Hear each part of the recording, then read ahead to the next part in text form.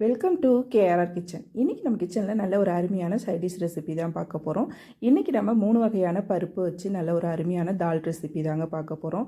இந்த தால் வந்து பார்த்திங்கன்னா சப்பாத்தி, புலாவ், ஜீரா ரைஸ் கூட எல்லாம் வச்சு சாப்பிட்றதுக்கு டேஸ்ட்டு ரொம்பவே அருமையாக இருக்கும்.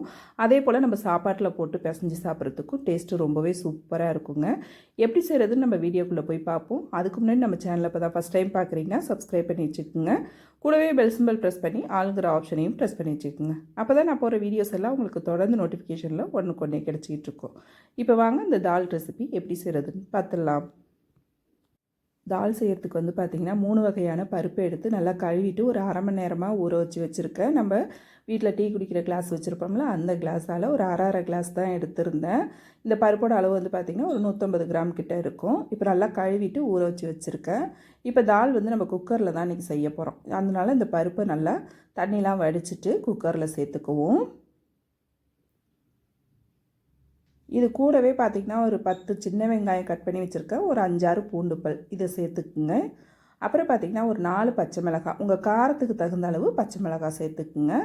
ஒரு தக்காளி பழம் நல்லா பெரிய பழமாக கட் பண்ணி வச்சுருக்கேன், அதையும் இது கூடவே சேர்த்துக்கிறேன். ஒரு அரை டீஸ்பூன் அளவுக்கு மஞ்சள் தூள்.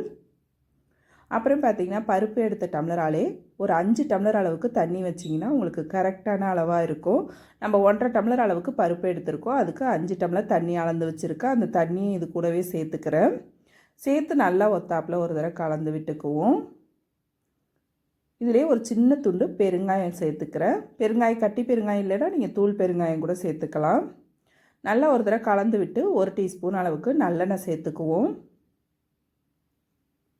இப்போ எல்லாமே நம்ம சேர்த்தாச்சு. நம்ம வேக வச்சு எடுத்துக்கணும். குக்கர் மூடி போட்டு அடுப்பை மிதமான தீயில் வச்சு ஒரு 3 விசில் வச்சு எடுத்திங்கன்னா பருப்பு நல்லா குழஞ்சி நல்லா அருமையாக வெந்து வந்துடும்.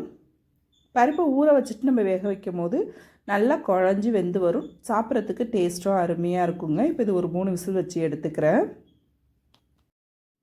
இப்போ பருப்பு வேக வச்சு எடுத்துட்டேன். ஓப்பன் பண்ணி பார்ப்போம். ப்ரெஷர்லாம் வந்து தன்னால் ரிலீஸ் ஆகணும், அதுக்கப்புறம் தான் ஓப்பன் பண்ணி பார்க்கணும். பருப்பு பாருங்கள் நல்லா அருமையாக வெந்து வந்திருக்கு. இப்போ இதை வந்து நம்ம லைட்டாக மசிச்சு விட்டுக்கணும். ரொம்ப மசிச்சு விட்டுறாதீங்க, அங்கங்கே பருப்பு நமக்கு தெரியணும். ரொம்ப மாவு மாதிரி கூழ் மாதிரி கரைச்சிட வேணாம், கொஞ்சம் லைட்டாக மசிச்சு விட்டாலே போதும். இப்போ மசிச்சு எடுத்துக்கிட்டேன். இதுக்கு வந்து நம்ம இப்போ ஒரு தாளிப்பு கொடுக்கணும். நான் சேர்த்த தண்ணி வந்து பாருங்கள் கரெக்டான அளவில் இருக்கும். நமக்கு 1.5 டம்ளர் பருப்புக்கு 5 டம்ளர் தண்ணி சேர்த்து வேக வச்சுருந்தேன். கரெக்டான பக்குவத்துக்கு இருக்குது பாருங்கள். இப்போ நம்ம தாளிப்பு கொடுத்துருவோம். தாளிக்கிறதுக்கு வந்து தாளிப்பு பேன் வச்சுருக்க அடுப்பில் இதில் வந்து பார்த்திங்கன்னா ஒரு 2 டீஸ்பூன் அளவுக்கு எண்ணெய் சேர்த்துக்கிறேன்.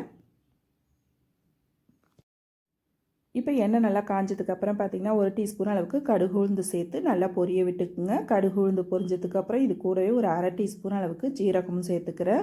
ஜீரகமும் சேர்த்து நல்லா பொரிய விட்டுக்குங்க. அடுப்பை வந்து சிம்மில் வச்சுக்குங்க தாளிப்பு கொடுக்கும்போது. அப்போ தான் தாளிப்பு எல்லாம் நல்லா ஒத்தாப்பில் பொரிஞ்சு செவந்து வரும். இப்போ நல்லா எல்லாம் பொரிஞ்சதுக்கப்புறம் 2 வரமிளகாய் கிள்ளிட்டு வச்சுருக்கேன், அதை சேர்த்துக்கிறேன். ஒரு கொத்த அளவுக்கு கருவேப்பிலையும் சேர்த்துக்கிறேன். ஒரு 5 பூண்டு பல் பார்த்திங்கன்னா நல்லா பொடுசாக கட் பண்ணி வச்சுருக்கேன், அதையும் சேர்த்து நல்லா இதை வதக்கி விட்டுக்குவோம். இது கூடவே பார்த்திங்கன்னா ஒரு 1/4 டீஸ்பூன் அளவுக்கு தனி மிளகாத்தூள் சேர்த்துக்கிறேன். சேர்த்து இது நல்லா கலந்து விட்டுக்குங்க. பூண்டு வந்து நல்லா வதங்கி வரணும் அந்த எண்ணெயில், அது ஒரு நல்ல ஃப்ளேவர் கொடுக்கும், டேஸ்ட்டாகவும் இருக்கும். நல்லா இப்போ நமக்கு தாளிப்பு ரெடி ஆகிடுச்சு. தாளிப்பை நம்ம பருப்பு கூட சேர்த்துக்குவோம். இப்போ தாளிப்பை சேர்த்து நல்லா ஒரு தடவை கலந்து விட்டுக்குங்க. இப்போ இதில் வந்து பார்த்திங்கன்னா பருப்புக்கு தேவையான அளவு உப்பு சேர்த்துக்கிறேன். கொஞ்சமாக கொத்தமல்லி தலையும் சேர்த்து நல்லா ஒரு தடவை ஒத்தாப்பில் கலந்து விட்டுருக்குங்க. உங்களுக்கு கொஞ்சம் திக்காக இருக்கிற மாதிரி இருந்ததுன்னா கொஞ்சமாக தண்ணி கூட சேர்த்து கலந்துக்கலாம். இப்போ இதெல்லாம் சேர்த்ததுக்கு அப்புறம் பார்த்திங்கன்னா இன்னொரு 2 நிமிஷத்துக்கு இதை திரும்பவும் நம்ம கொதிக்க வைக்கணும். அடுப்பை ஆன் பண்ணி ஒரு 2 நிமிஷத்துக்கு கொதிக்க வைப்போம். நல்லா இது ஒரு கொதி வரட்டும். இது கொதித்து வரும்போது பார்த்திங்கன்னா இதில் ஒரு அரை டீஸ்பூன் அளவுக்கு கசூரி மேத்தி சேர்த்துக்கிறேன். இது இருந்துச்சுன்னா சேர்த்துக்குங்க, டேஸ்ட்டு ரொம்பவே அருமையாக இருக்கும். அப்படி இல்லைன்னா பரவாயில்ல. இது சேர்த்ததுக்கப்புறம் கடைசியாக ஒரு 2 டீஸ்பூன் அளவுக்கு நெய் விட்டு இறக்கணும். அப்படின்னாக்கா டேஸ்ட்டு ரொம்பவே அருமையாக இருக்குங்க. அவ்வளோதான், நெய் சேர்த்து ஒரு 2 செகண்ட் மட்டும் கொதிக்க வச்சு இறக்கணும்னா நம்மளோட முப்பருப்பு தால் ரெசிபி ரொம்பவே சூப்பராக அருமையாக ரெடி ஆகிடுச்சுங்க. எல்லா வகையான சாப்பாட்டு கூடயும் வச்சு சாப்பிட்றதுக்கு டேஸ்ட்டு ரொம்பவே அருமையாக இருக்கும். கண்டிப்பாக ட்ரை பண்ணி பாருங்கள், டேஸ்ட்டு சூப்பராக இருக்கும். ட்ரை பண்ணி பார்த்துட்டு எப்படி இருக்குன்னு எனக்கு கமெண்ட் பண்ணுங்கள். என்னோட இந்த ரெசிபி பிடிச்சிருந்ததுன்னா லைக் பண்ணுங்கள், ஷேர் பண்ணுங்கள். மறக்காமல் நம்ம கேஆர்ஆர் கிச்சனை சப்ஸ்கிரைப் பண்ணி வச்சுக்கோங்க. நாளைக்கு வேறொரு ரெசிபியோடு சந்திப்போம். தேங்க்ஸ் ஃபார் வாட்சிங்.